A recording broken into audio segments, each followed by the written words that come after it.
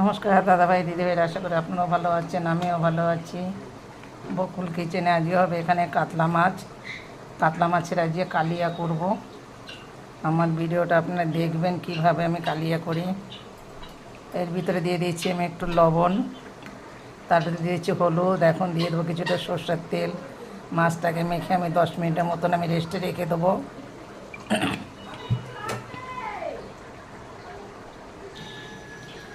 শুকনো খোলায় যে আমি মশলাটা করি, এই জোর ভিতরে দিয়ে দিয়েছি আমি ধনে আর তেজপাতা, এরপরে দিয়ে দেবো আমি জিরাটা। কেননা আমি মশলাটা শুকনো খোলায় বেশি করি, করে মশলাটা করে আমি রেখে দিই। যখন কিছু কিছু রান্নায় আছে শুকনোভাবেই সেটাকে আমি তরকারির মধ্যে দিয়ে দিই।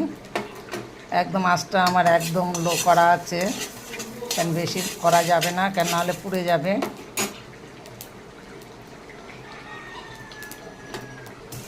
মশলাটা কিন্তু আমার ভাজা হয়ে গেছে।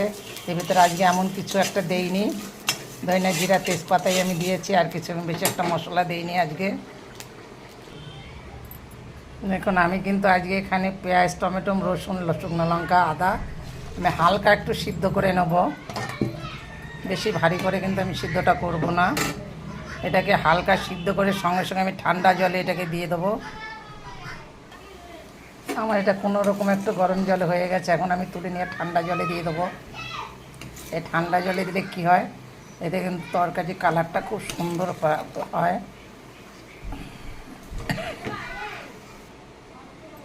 আমি কটা কেশরি মেথি ভেজে রেখে দেবো।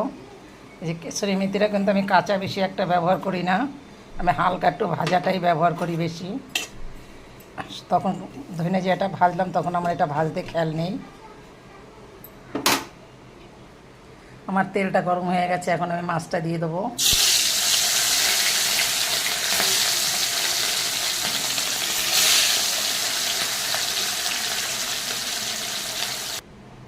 আমি মাছটাকে ভেজে নিয়েছি, ওখানে দিয়ে দেবো একটু তেজপাতা, দিয়ে দেবো একটু জিরা,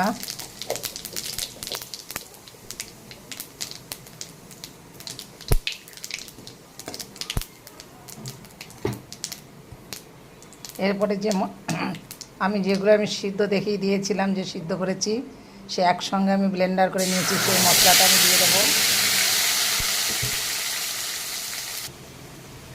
এখন আমি দিয়ে দেবো মশলা, কিন্তু আমার জাস্ট আমার সিদ্ধ করা আছে। এর ভিতরে দিয়ে দেবো কিছুটা হলুদ, এর ভিতরে দিয়ে দেবো আমি সামান্য একটু চিনি, আমার টমেটো দেওয়া আছে। এখানে দিয়ে দেবো আমি স্বাদ মতন একটু লবণ। দেখুন কত সুন্দর কালার এসেছে। যখনই এই সমস্ত সিদ্ধ করা হয় তখন দিতে হয় একদম নামানোর সঙ্গে সঙ্গে ছেঁকে ঠান্ডা জলে দিলে সবসময় না তরকারির ফ্লেভারটা খুব সুন্দর আসে। কত সুন্দর এসছে দেখেন। এখন আমি দিয়ে দেবো এরপরে একটু জল, কুসুম গরম জল আমি বোতলে করে রেখেছি, সে একটু জল দিয়ে দেবো। এখন আঁচটাকে আমি বাড়িয়ে দেবো।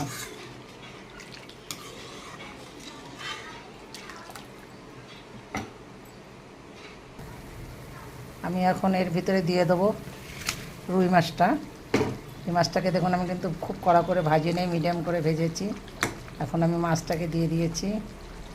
এর ভিতরে আমি এখন একটু দিয়ে দেবো যে মশলাটা আমি ভাজা দেখিয়েছিলাম, সেই মশলাটা ধনে জিরা তেজপাতা যে আমি ভেজেছিলাম সেটাকে আমি একটুখানি দিয়ে দেবো। 4 চামচি, হাফ চামচির মতন আমি দিয়েছি। 3-4 মিনিটের মতন মাছটা এখন আমার ফুটবে।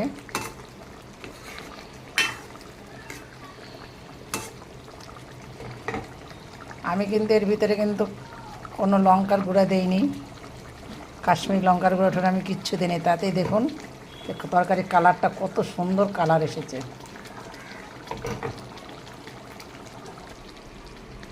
আমার কিন্তু মাছের কালিয়াটা হয়ে গেছে। এখন উপর দিয়ে আমি একটু দিয়ে দেবো ধনে পাতা।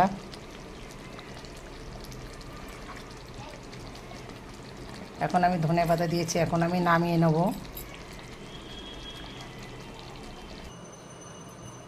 আমার রান্না হয়ে গেছে সম্পূর্ণটা, আমি নামিয়ে নিয়েছি।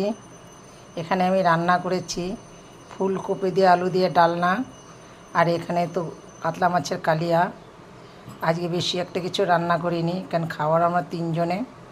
যার জন্য দুপদেই রান্না করেছি, কারণ বেশি রান্না করলে আমার খাওয়াটা নষ্ট হবে, যার জন্য এটুকুই রান্না করেছি। আমার ভিডিওটা দেখে একটা লাইক কমেন্ট শেয়ার করে দেবেন, তাতে আমি খুব খুশি হব।